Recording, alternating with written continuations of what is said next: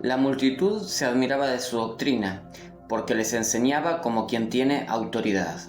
En el video anterior empezamos a analizar el Sermón del Monte y nos centramos en lo que son conocidas como las bienaventuranzas.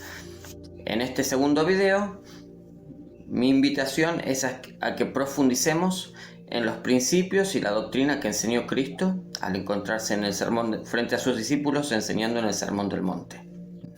Hola, mi nombre es Nahuel y te invito a compartir mi estudio personal. En la actualidad existen muchas teorías que tratan de explicar qué es la enseñanza y qué es un maestro, pero en líneas generales podemos mencionar las más importantes.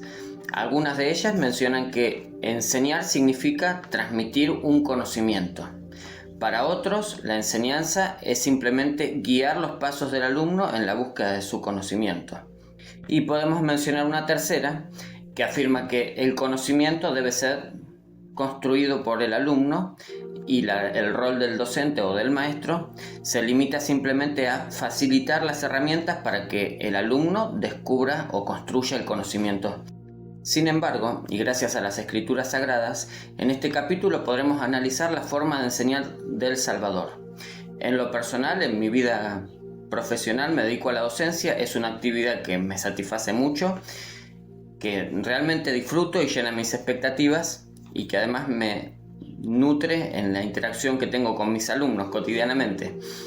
Sin embargo, al analizar y estudiar la vida y las enseñanzas de Cristo, no puedo dejar de admirarme por la claridad con la que expresaba los conceptos y la transformación que generaba en la vida de las personas. En este video vamos a analizar el tipo de enseñanza que el Salvador impartía. ¿Cuál era el efecto que esa enseñanza producía en la vida de los seguidores? Y lo más importante, ¿qué efecto puede producir en nuestra vida como discípulos de Jesucristo en este año de 2023? En el video de hoy vamos a continuar con el estudio de lo que es conocido como el Sermón del Monte, como bien dijimos al principio del video, y en particular nos vamos a centrar en los capítulos de Mateo 6 y Mateo 7. En él se describe la segunda parte del Sermón del Monte, ya han pasado las bienaventuranzas, pero en estos capítulos nos vamos a focalizar concretamente entonces en el tipo de enseñanza que impartía Jesucristo y cómo él, enseñando un principio doctrinal, nos invitaba a asumir compromisos personales a través de una invitación directa. El Sermón del Monte es uno de los más bellos de la cristiandad. En él se utilizan muchas imágenes muy gráficas que permiten entender o interpretar las enseñanzas de una manera más amena y más grata, más simple en la vida cotidiana. Podemos mencionar los libros del campo, los lobos vestidos de oveja, cosas que se aplicaban a la vida cotidiana de las personas que estaban escuchando ese sermón. Sin embargo, lo que es más importante y más trascendental en la enseñanza de estos capítulos lo constituyen los principios que se están enseñando. Para analizar cuáles son los principios y la manera de aplicarlo a nuestras vidas, comparto un gráfico que yo utilizo en el cual en un cuadro colocamos el versículo y el principio que el Salvador nos está enseñando y en el segundo cuadro lo que hacemos es el compromiso que nosotros asumimos para poner en práctica ese principio. Ni este video ni el Ven Sígueme en sí deben reemplazar la lectura de la Biblia o de la palabra de Cristo. Así que mi invitación es a que después de ver todo este video y el desarrollo de esta clase, que puedas acercarte a la Biblia y profundizar por ti mismo y aplicar estas técnicas o estrategias que yo estoy compartiendo para que puedas hacer de tu estudio personal algo transformador en tu vida cotidiana. Vamos a utilizar 4 ideas clave o 4 horizontes hacia los cuales orientar nuestra mirada al estudiar estos capítulos. Repito, los capítulos 6 y 7 de Mateo, ¿sí? Pero bueno, menciono aquí cuáles son esas ideas clave. Y son, primeramente, vivir las enseñanzas del Salvador puede ayudarme a llegar a ser más semejante a Él. La segunda, ¿qué significa usar vanas repeticiones en la oración? Tercera, puedo juzgar de manera justa. Cuarta, llego a conocer a Jesucristo al hacer su voluntad. Y la quinta, obedecer las enseñanzas del Salvador crea un cimiento firme para mi vida. Vamos a analizarlas. El Sermón del Monte contiene en forma comprimida muchos principios del Evangelio. Una de las maneras más prácticas de entenderlo o de profundizar en su estudio es, antes de empezar, orar al Padre y preguntarle específicamente qué es lo que Él quiere que yo aprenda durante este estudio. ¿Qué es lo que Él me quiere decir a mí en la actualidad? ¿Cuáles de todos los principios y de todas las doctrinas que se imparten allí es lo que hoy necesito para aplicar en mi vida y para resolver los problemas que tengo en la actualidad? Al hacerlo, realmente podremos identificar distintos principios, distintos aspectos de nuestra vida en los cuales la aplicación de los principios del Evangelio pueden transformar y modificar la realidad cotidiana que nosotros estamos acostumbrados a vivir. Así que, utilizando nuestra herramienta de estudio, te invito a que busques específicamente de los versículos del 1 al 4 cuál es el principio que se enseña y que puedas asumir un compromiso personal que vos puedas decir, bueno, esta semana voy a... Queda completamente a criterio tuyo. ¿Por qué? Porque es el Salvador Jesucristo y el Espíritu Santo quien te va a testificar cuáles son los principios que debemos aprender o cuáles son los principios que debemos aplicar en nuestra vida para transformarla y ser mejores discípulos de Cristo. Para hacerte un pequeño resumen introductorio, te puedo mencionar que los versículos del 1 al 4 hablan de la hipocresía y los versículos 9 y 10 hablan acerca de la oración y de la manera en que debemos orar. Pero no quiero anticiparme, así que te invito entonces a que reproduzcas todo el video y después vuelvas a este video y puedas aplicar las técnicas que estoy compartiendo. Si tenés otras que te gustaría compartirlas y que a ti te funcionan, por favor, hacénoslas saber en la caja de comentarios. Es realmente agradable sentir la dulce compañía del Espíritu Santo en la medida que aprendemos y compartimos nuestro aprendizaje. Así que te invito a hacerlo y a vivir esa experiencia. La segunda idea o principio que el programa Ven Sígueme nos invita a estudiar o analizar es la que se encuentra en Mateo 6, versículo 7, y que dice lo siguiente: y al orar no uséis vanas repeticiones, como los gentiles que piensan que por su palabrería serán oídos. Entonces se nos invita a preguntarnos, ¿qué significa usar vanas repeticiones en la oración? La guía del Ven Sígueme nos aclara: la palabra vana puede describir algo que no tiene valor alguno. Usar vanas repeticiones en la oración puede significar orar sin sinceridad, sin sentirlo realmente. ¿Utilizo esa palabrería que condenó el Salvador en mis comunicaciones diarias con el Salvador? ¿O realmente hago del momento de la oración un momento central en mi vida, en mi día a día, y busco profundizar mi relación con mi Padre Celestial y con Jesucristo? ¿De qué manera estoy acostumbrado a orar? Y lo que es más importante, hermanos y hermanas, ¿qué voy a hacer para modificar esa situación? ¿Qué voy a hacer para mejorar mi manera de orar, mi manera de comunicarme con mi Padre Celestial? ¿Realmente estoy buscando las bendiciones de Dios para mi vida? ¿Realmente estoy buscando que Él me alumbre con la luz divina de la revelación? Si bien no es posible lograr la perfección en este mundo, sí podemos ir perfeccionándonos y adquirir distintos niveles de excelencia. Mi invitación, porque también lo hago de manera personal, es a poder asumir nuevos compromisos que me acerquen más a Dios, que podamos perfeccionar nuestra manera de orar y de esta manera convertirnos en mejores discípulos de Jesucristo. A continuación se nos invita a repasar los versículos 1 al 5 de Mateo 7, y acá podemos encontrar una situación un poco compleja. La voy a leer para poder analizarlo detenidamente. Dice lo siguiente: no juzguéis para que no seáis juzgados, porque con el juicio con que juzgáis seréis juzgados, y con la medida con que medís se os medirá. ¿Y por qué miráis la paja que está en el ojo de tu hermano y no echáis de ver la viga que está en tu propio ojo? ¿O cómo dirás a tu hermano, déjame sacar la paja de tu ojo y he aquí la viga en tu propio ojo? Hipócrita, saca primero la viga de tu ojo y entonces verás bien para sacar la paja del ojo de tu hermano. En estos versículos encontramos uno de los principios más maravillosos. Lo que yo puedo interpretar aquí es la invitación al arrepentimiento, la invitación a dejar de criticar o de juzgar al otro sin saber o sin ponernos en su lugar y anteponiendo nuestra propia experiencia y nuestro conocimiento a la hora de evaluar al otro. Pero también puedo reconocer la misericordiosa mano del Salvador invitándonos, como decía, a arrepentirnos y ser recibidos entre los brazos de su amor. En ocasiones muchos han interpretado que lo que nos dice el Salvador es que no debemos juzgar a las personas, pero esto no es así. En esos versículos que he repasado, entonces de Mateo 7, versículos del 1 al 5, lo que hace el Salvador es enseñarnos la manera correcta de juzgar.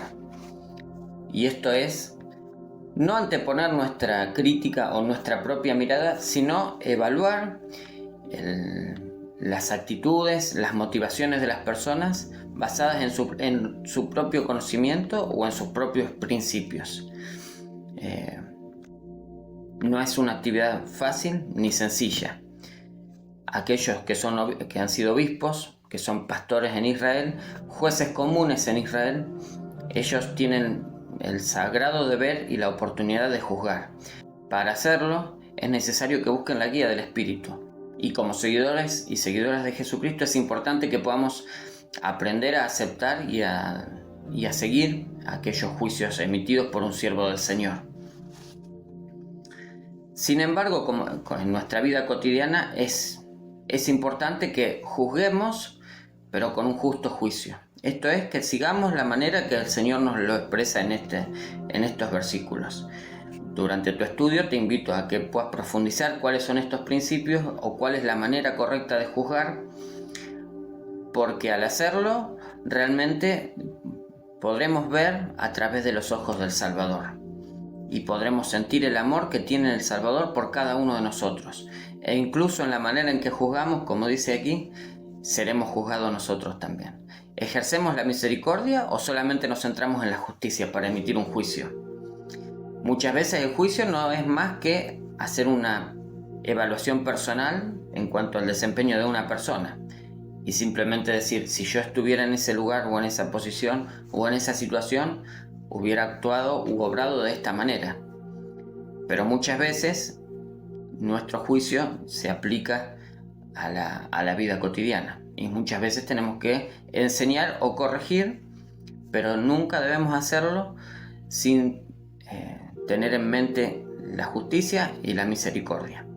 Como he dicho al principio, me desempeño laboralmente en la docencia como profesor y no siempre es fácil ejercer la misericordia cuando estamos enseñando a adolescentes. Pero uno de los momentos que más disfruto es el momento de la evaluación. No por la tensión que sufre el alumno, sino porque es el momento donde como docente yo puedo evaluar si el aprendizaje ha sido adquirido o si la persona entendió o aprendió correctamente los principios que yo estaba compartiendo, y a su vez me puedo evaluar a mí mismo para saber si las estrategias y los métodos que utilicé para enseñar esos principios han sido adecuados o si debo corregir yo también mi estrategia de enseñanza.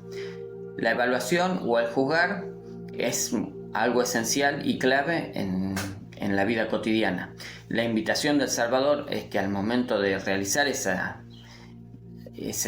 juicio, que utilicemos entonces la guía y la orientación que nos dio el Salvador, que es la justicia y la misericordia. Pasamos al siguiente principio. Llego a conocer a Jesucristo al hacer su voluntad.